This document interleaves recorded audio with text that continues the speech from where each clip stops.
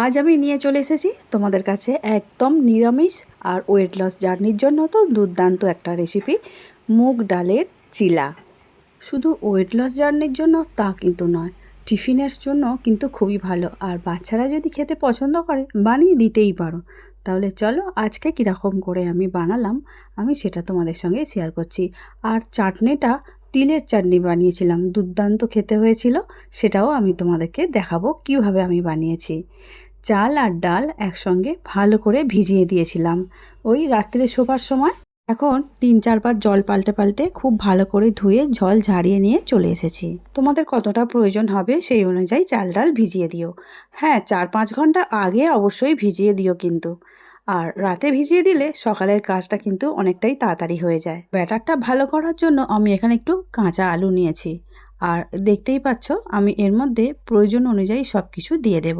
আদা বাটা, 1 চামচ চাট মশলা, পরিমাণ অনুযায়ী নুন, সব কিছু অল্প অল্প করে এখানে দিতে থাকবো। আর যে আলু আর কাঁচা লঙ্কা আমি এখানে নিয়েছি, সব কিছু খুব ভালো করে ফাইন পেস্ট একটা বানিয়ে নেব। এখানে একটা কথা আছে, যদি তোমরা আলুর ব্যবহারটা না করতে চাও তাহলে আলুর ব্যবহারটা নাও করতে পারো। আলুটা দিলে বাচ্চাদের জন্য কিন্তু খুবই ভালো হবে, তারা কিন্তু খুবই মজা করে খাবে। এবারে ওটা খুব ভালো করে একটা স্মুথ ব্যাটার বানানো হয়ে গেছে, দেখেই বুঝতে পারছো খুব পাতলাও নয় আর খুব ঘনও নয়, এরকম একটা মাঝামাঝি ব্যাটার বানিয়ে নিতে হবে। আর প্যান বসিয়ে দিয়েছি, মানে তাওয়া বসিয়ে দিয়েছি, তাওয়ার মধ্যে অল্প একটু তেল দিয়ে দিয়েছি, দিয়ে 2 হাতা করে আমি দিয়ে দিলাম ব্যাটারটা। এবারে হাতার পিছন দিক দিয়ে ভালো করে ঘুরিয়ে ঘুরিয়ে গোল করে নিতে হবে। আমি যতটা তেল দিয়েছিলাম তাওয়ার মধ্যে তেলটা কিন্তু আমি মুছে নিয়েছি। আর তোমরা চাইলে একটু বেশি করে তেল দিয়ে ভাজা ভাজা করেও রেসিপিটা বানাতে পারো, কিন্তু যেহেতু আমি একদম অল্প তেলের ব্যবহার করতে চাইছি সেই জন্য তেল দেওয়ার পরে মুছে নিয়েছিলাম। 2 মিনিট ওয়েট করার পরে আবার উল্টো দিকটা একটু উল্টে দিয়ে ভালো করে সেঁকে নিয়েছি, যেমন সরু চাগলি পিঠে বানানো হয় ঠিক সেইভাবেই একটা বানিয়ে নিলাম। এবারে আবারও ওই তাওয়ার মধ্যে কিন্তু আর তেল ব্যবহারটা আমি করিনি, আবারও 2 হাতা দিয়ে হাতার উল্টো পিঠ দিয়ে গোল গোল করে ঘুরিয়ে চিলাগুলোকে একটা একটা করে এরকমভাবেই বানিয়ে নেব। নিচের দিকটা খুব ভালো করে আস্তে আস্তে ছেড়ে চলে আসছে, কোনো অসুবিধা হবে না উল্টানোর জন্য।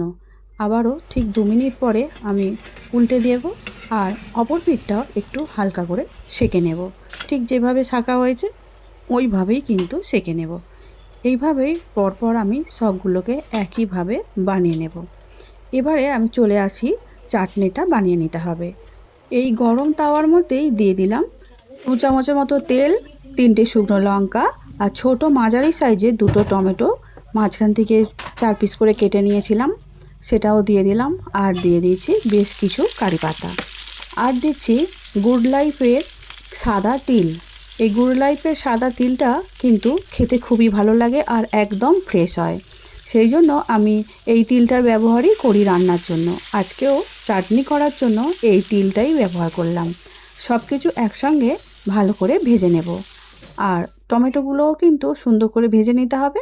যখনই তিলের কালারটা একটু চেঞ্জ হয়ে আসবে আর টমেটোগুলো ভাজা ভাজা হয়ে আসবে, ঠিক তখনই গ্যাসটাকে অফ করে দিতে হবে আর একটু ঠান্ডা করে নিতে হবে। দেখো চিলাগুলো কত সফট হয়েছে, মুখে দেওয়ার সঙ্গে সঙ্গে কিন্তু মিলিয়ে যাবে আর দেখতেও কিন্তু ততটাই সুন্দর হয়েছে। এবারে চাটনির জন্য এগুলো কিন্তু খুব ভালো করে ঠান্ডা হয়ে গেছে আর মিক্সি জারের মধ্যে নিয়েও নিয়েছি। এখানে আমি একটু চাট মশলা দিলাম, গন্ধটাও খুব ভালো হবে, টেস্টি হবে। দিয়ে দিলাম স্বাদ অনুসারে নুন আর চিনি। একদম ফাইন স্মুথ পেস্ট করে নিয়ে ফিরে এলাম আর চাটনি রেডি। দেখতেই পাচ্ছ কত সুন্দর দেখতে হয়েছে। আর এরকম না হলে কি হয় বলো।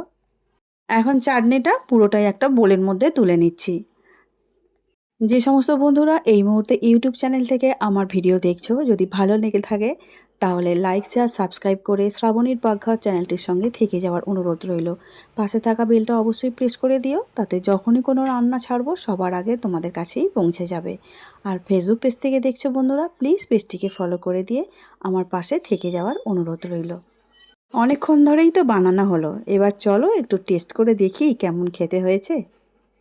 চাটনিটা তো দারুণ হয়েছে আর মুগ ডালের চিলা সেও তো অপূর্ব হয়েছে, কেন এতটাই নরম হয়েছে। আজকের মতো আসছি, দেখাবে অন্য নতুন রেসিপি নিয়ে। টাটা।